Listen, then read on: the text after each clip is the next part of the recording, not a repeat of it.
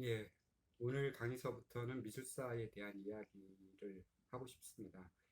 제가 이제 미술사를 전공을 했고, 그래서 이 미술사를 하면서 사실 사람들이 여러 가지 어떤 책이라든지 혹은 뭐 유튜브 여기서 나오는 유튜브와 같은 여러 가지 매체를 통해서 미술사의 정보를 얻고 있는데, 이게 보통 이제 미술사의 정보를 얻는다는 것은 그러니까 보통 육하 원칙에 따른 기본적인 어떤 정보들에 한정된 것 같아요. 그렇게 얻다 보니까 미술사에 관한 지식이라는 것은 마치 객관식 시험을 보듯이 뭐 어디에 누가 언제 무엇을 뭐 이런 식의 어떤 질문들만 하게 되는데, 저는 이제 그러한 질문들을 좀 넘어서 미술사가 어떠한 의미나 어떤 취지를 가지는지, 그 취지가 우리가 살고 있는 현대사회에서 어떻게 작용이 되는지에 대해서 좀 알아볼까 싶습니다. 이제 그러한 취지에서 미술사 강의를 계속 이어나갈까 생각하는데요. 오늘이 그 첫 시간으로서 제가 다룰 주제는 미켈란젤로입니다. 이 미켈란젤로를 다루는 것은 첫 번째로 이 미켈란젤로가 르네상스의 가장 의미 있는 예술가, 뭐 3대 예술가라고 할 수 있겠죠. 그러니까 여러분이 잘 아시는 뭐 라파엘로나 미켈란젤로와 그다음에 레오나르도 다빈치 해서 이 세 명의 거장들을 뭐 다루는 것이 그렇게 큰 의미가 있다라고 생각을 하는데, 사실 그 이름값 때문에 뭐 그 사람들이 가지고 있는 어떤 역사적인 존재감 때문에 이렇게 얘기를 하는 것은 아니고요. 이 세 명을 한 번씩 다룰 텐데, 이 세 명을 통해서 우리가 그 르네상스라고 하는 시대를 어떻게 접근할 것인지, 그 시대의 진면목은 무엇인지, 그리고 그 시대의 사람들은 과연 어떠한 감성적인 상태를 가지고 예술을 접하고 그 예술 작품을 만들어내는지에 대해서 좀 깊게 들여다보는 시간이 되었으면 싶습니다. 물론 제가 이제 여기서 전하는 여러 가지 정보들은 여러분들이 쉽게 얻을 수 있는 다른 곳에서도 쉽게 얻을 수 있는 정보들이에요. 그러니까 이런 정보들을 바탕으로 하긴 하겠지만 이 정보들을 넘어서 이 정보들 속에 숨겨져 있는 이제 구체적이고 자세한 이야기들을 갖다 여러분들과 함께 나눠보고 싶어서 이 강의를 열었습니다. 이 미켈란젤로를 다루자면 굉장히 여러 가지의 것들을 함께 논의를 할 수 있을 것 같아요. 미켈란젤로는 우선은 조각가였고요. 단순히 이제 조각가로서만 활동한 것은 아니었습니다. 이 사람은 또 나름대로 굉장히 화가로서의 그 이름을 떨쳤었고, 여러분들이 잘 아실지 모르겠지만 사실 성베드로 성당의 건축을 마무리했던 또 건축가이기도 합니다.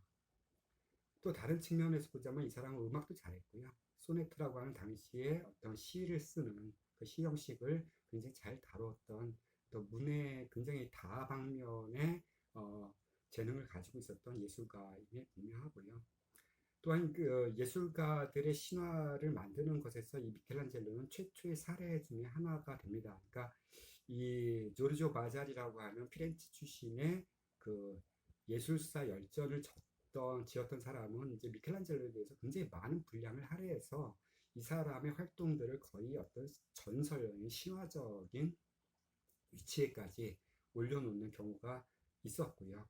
그 이후에도 이 미켈란젤로는 그 미술사를 통해서 이렇게 수많은 예술가들이 그를 계속 연상하게끔 불러오게끔 만들어 놓은 굉장히 위대한 존재로서 각광을 받고 있었어요. 근데 이제 이러한 어떤 신화적 입장의 그 뒷면목에는 이 사람들이 가지고 있던 어떤 구체적인 삶이라든지 당시 어떤 정치적 상황이라든지 혹은 뭐 기타 여러 가지 어떤 이런 갈등 관계라든지 뭐 이런 것들을 갖다가 좀 알아보면 더욱더 재미있는 어, 미술사에 대한 이해가 나타나지 않을까 싶습니다. 그러니까 저는 이제 이러한 측면들을 고려해서 여러분들에게 이 미켈란젤로에 대해서 말씀을 드릴 거고요.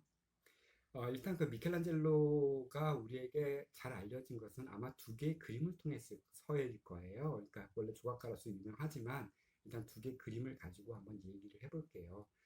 그리고 이 얘기는 아마도 이제 두 차례 걸쳐서 나타날 것 같은데, 첫 번째가 이제 그 시스티나 예배당의 천장에 그려진 천장벽화죠. 천장벽화로서 이 천지창조라는 하나의 그림이고, 또 같은 장소에 이 벽면에 그러니까 그려져 있던 이 최후의 심판이라고 하는 두 번째의 벽화예요. 그러니까 이 두 가지 벽화가 이제 주요 이야기가 돼서 다른 어떤 예술적 성과까지도 함께 고민하면서 들여다볼까 합니다.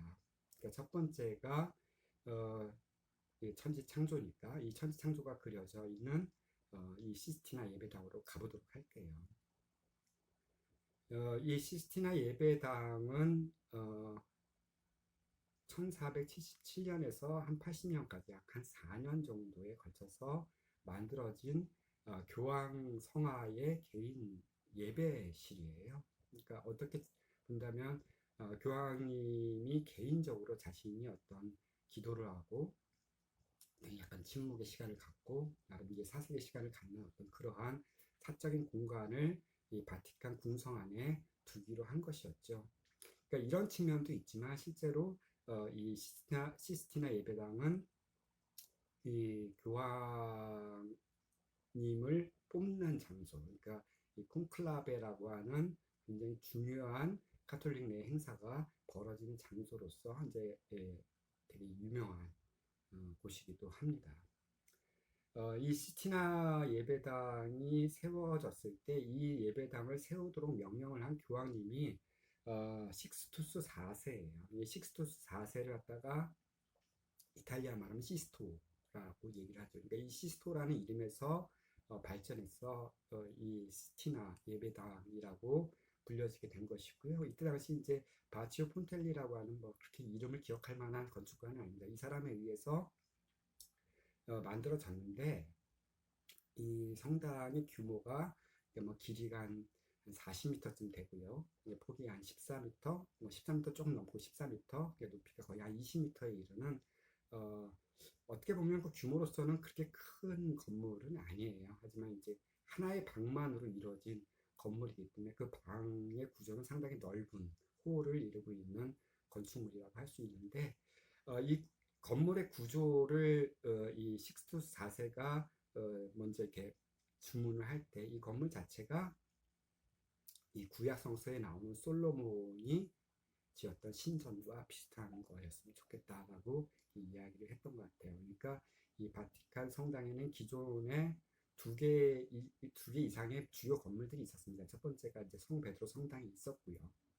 그 다음에 이제 두 번째가 이제 그 교황의 궁이 있는 벨베데레 궁이라고 하죠. 이 궁이 먼저 존재하고 있었는데 이 벨베데레 궁의 약간 서남쪽 부분에, 그러니까 즉 성 베드로 성당과 이 벨베데레 사이에 위치할 수 있도록 조그마한 예배당을 짓게 해달라고 했고 그 예배당 자체가 이 솔로몬의 신전과 비슷한 면모를 띄었으면 좋겠다라고 해서 지어졌어요. 이 성당을 우리가 이렇게 외부에서 얼핏 보면 마치 중세의 이 방어성 같은 그런 투박한 구조들을 가지고 있어요. 그래서 혹시라도 이렇게 왜 이렇게 이 중세 이미 지어진 시기는 르네상스인데도 왜 이렇게 중세풍을 따라갔냐라고 이렇게 물어본다면 당시 이 건물을 지었던 폰텔리는 이 자체가 하나의 성소이기도 했지만 또 하나는 이 성화, 교황 성화가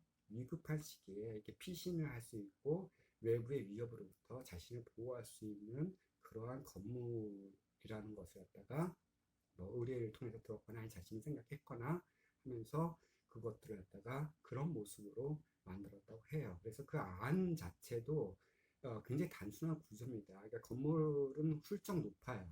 그러니까 20m가 되니까 훌쩍 높은데 그 건물 내부에 치장할 수 있었던 것은 거의 없고요. 그러니까 6개의 창문이 각각 남북의 벽으로 이렇게 있어서 뭐 12개 창문이 있는 거대한 방이다라고 생각하시면 될 것 같아요. 이렇게 이제 이 단순한 방 속에 들어갔을 때 교황님은 이 내부를 갖다가 이미 이제 르네상스가 진입을 했으니까 그 르네상스의 그 초인류급 대가들을 초빙을 해서 그림을 그리도록 합니다. 그러니까 양쪽 벽면을 먼저 그리기 시작했어요. 이때 그림들을 보면은 굉장히 그 당시 그 아직 전성기 르네상스는 아니죠. 이 전성기 르네상스가 들어서기 바로 이제 직전에 어떤 그 유명했던 예술가들의 모습을 예술가들의 활동들을 이렇게 볼 수가 있는데 뭐 페루지노라든지 뭐 디를란다요라든지 뭐 보티첼리라든지 뭐 이러한 그러니까 피렌체 출신의 그 초기 중기계 르네상스 작가들이 대거 참여를 하면서, 그러니까 이 사람들은 사실은 이제 미켈란젤로의 보다 이제 약간 앞서는 사람들이었겠죠. 이런 사람들이 장식을 하게 됩니다. 그렇게 장식이 됐는데 천장이 남아 있었어요. 이 천장에 남아 있는 이 부분을 누구한테 맡길 것인가를 고민을 하게 되는데, 이 고민을 하게 됐던 시기가 바로 이제 율리우스 2세 교황 때였습니다. 그러니까 율리우스 2세 교황은 여러분들이 하여튼 교황 내부, 그러니까 교황이 되고자 했던 굉장히 많은 그 사건들이 점철된 그 시기에 등장했던 교황님이셨어요. 근데 이 교황님은 나중에도 다시 말씀을 드리겠지만 상당히 이렇게 어, 세속성이 굉장히 강했던 교황님이었어요. 그러니까 사실은 교황청을 지키면서 제사와 의전을 치르는 어떤 그러한 교황의 어떤 임무보다는 오히려 전쟁터에 나서서 굉장히 많은 세속 권력들과 군사적인 충돌을 했던 그런 교황님으로도 알려져 있고요. 또한 그 은행가 출신이었었어요. 그러니까 그 델라 로베레라고 하는 가문에서 나왔기 때문에 상당히 많은 어떤 부를 이렇게 누렸던 사람이었기 때문에 이 당시 르네상스의, 그러니까 자신의 어떤 권력을 표출하는데 굉장히 많은 재원을 활용했던 그런 교황 중에 하나였다고 볼 수가 있을 것 같습니다. 하여튼 이 율리우스 2세 교황은 이 자신의 죽음이 뭐 임박했다, 오는 뭐 죽음에 대해서 약간 고민을 하면서 역대 어떤 교황보다도 화려한 자신의 무덤을 짓기를 원했었어요. 그래서 그 무덤을 짓는데 필요한 건축 조각가로서 이 미켈란젤로를 소환하게 됩니다.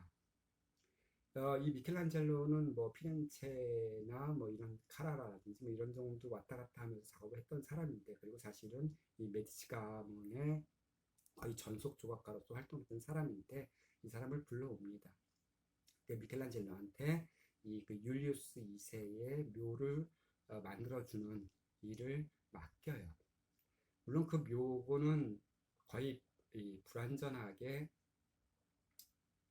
진행이 되었었고 거의 끝끝내 완성을 보지 못합니다. 다만 그 무덤을 장식했던 몇 개 조각상은 남아서 이 미켈란젤로의 그 마이스터피스, 그러니까 명작으로서 남아 있는데, 그 중 하나가 이제 모세상이라고, 이렇게 뿔이 나는 게 모세상이 그 묘소를 치장하는 작품 중에 하나로서 우리한테 기억이 되고 있지요.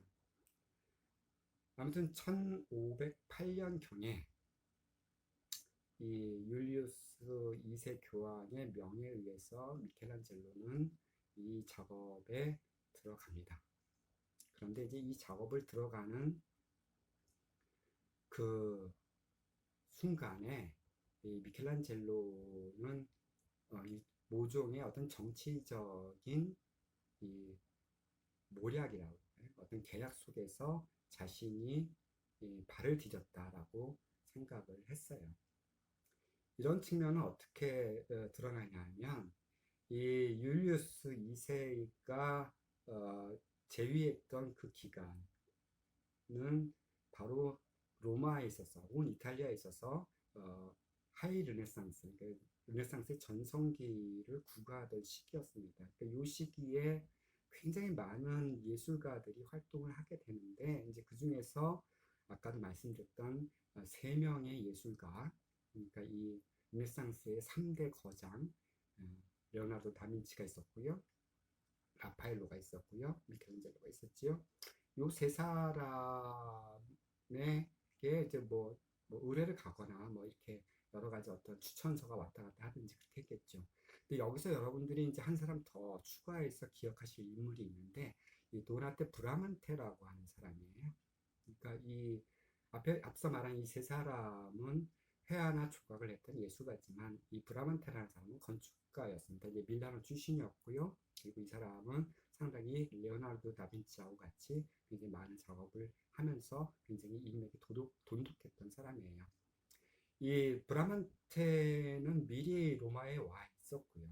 이 사람은 템피에토라는 작은 건축물을 통해서 자신의 건축술을 이 교황청에서 인정을 받습니다. 그리고 나서 그때 당시 한참 땅을 파고 진행 중이던 성 베드로 성당의 초기 건축가의 하나로 예술 총감독으로 임명이 되지요. 사실 그 성 베드로 성당을 짓는 모든 일은 바로 로마의 르네상스 모든 것을 갖다 이끄는 어떻게 보면 굉장히 이렇게 선구적인 작업이었고, 그래서 성 베드로 성당의 예술 감독 혹은 건축 책임을 지는 건축가라고 하면 그 밑에 들어갈 뭐 그림이나 조각이나 여러 장식품 같은 것들을 다 총괄할 수 있는 지위에 있다는 것을 의미합니다. 그만큼 우리는 이 앞서 말했던 3대 예술가보다 이 도나테 브라만테에 주목을 해야 되는 것이지요. 이 도나테 브라만테는 상당히 정치적인 인물로 표현이 되고 있습니다. 특히 이제 이 사람은 자신이 가질 권위, 권한 이런 것에 대해서 굉장히 천착했던 사람이라고 알려져 있는데, 이 사람은 앞서 말했듯이 다빈치나 라파엘로에게는 굉장히 친근한 사람이었지만 이 미켈란젤로하고는 좀 적대시했던 사람인 것 같아요. 여기서 이제 정치적인 모략이 들어가는데, 실제로 그 천장벽화를 그리고자 이 교황님이나 기타 여러 그 측근의 추기경들이라든지 뭐 이 바티칸의 어떤 장관들이라든지 이런 사람들이 고려한 첫 인물은 아마 라파엘로였을 겁니다. 그만큼 이 라파엘로는 상당히 이제 사교적이고 그 귀족들 간의 어떤 이러한 인맥들이 돈독했던 사람이었고요. 그러나 이제 이 그림을 그리는 이 화가로서의 그 지목이 이 미켈란젤로로 넘어갔던 것은 이 도나텔로의 정치적인 계략이었다라는 말도 있습니다. 어떻게 시작된 거냐면, 왜 자신의 정치적인 혹은 이런 예술적인 경쟁자한테 이 주요 사업을 맡겼냐라고 물어보신다면 이렇게 대답할 수 있을 것 같아요.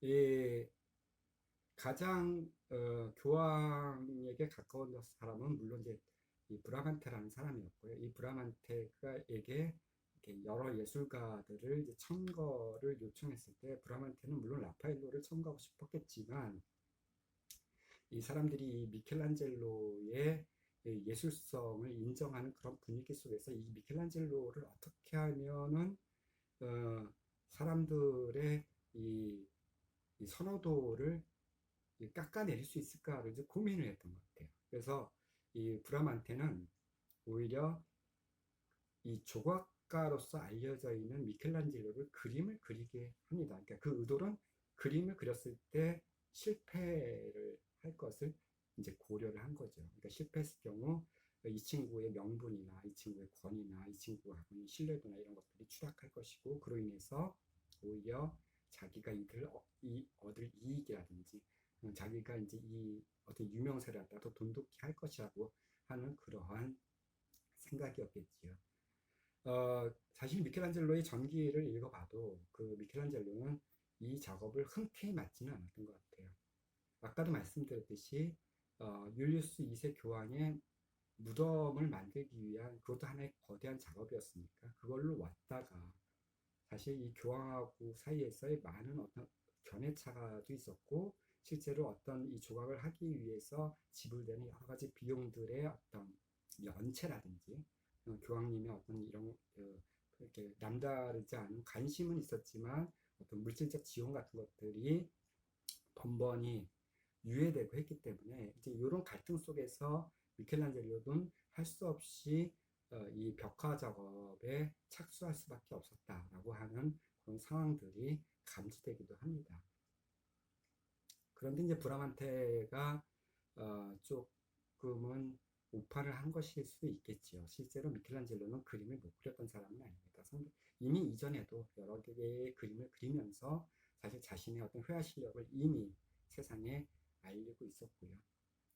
하여튼 뭐 이러한 과정에서 미켈란젤로는 또 브라만테가 가지고 있었던 재능, 즉 건축가로서, 그러니까 당시에도 이 예술가들 사이에는 이제 어떤 일종의 모종의 계급성이 있었는데 가장 최고의 권위가 이제 건축가에 있었고, 뭐 두 번째가 뭐 회화, 그다음에 세 번째가 조각. 어려서부터 이런 순서로 이렇게 배열되어 있었기 때문에 자신이 속했던 건축가로서의 입지보다는 사실은 좀 더 종합예술적인 그런 능력을 가지고 있었던 이 건축가로서의 자신의 입지를 한번 타진해 보고 싶었어요. 이것은 이후에 천지창조라는 그림을 통해서 분명히 드러나는 부분이기도 합니다. 그림 천지창조의 어떤 구성과 그 천지창조의 여러 인물들이나 어떤 사건, 그려진 사건들이 가지고 있는 의미에 대해서는 다음 시간에 좀 더 자세하게 살펴보기로 하겠습니다. 감사합니다.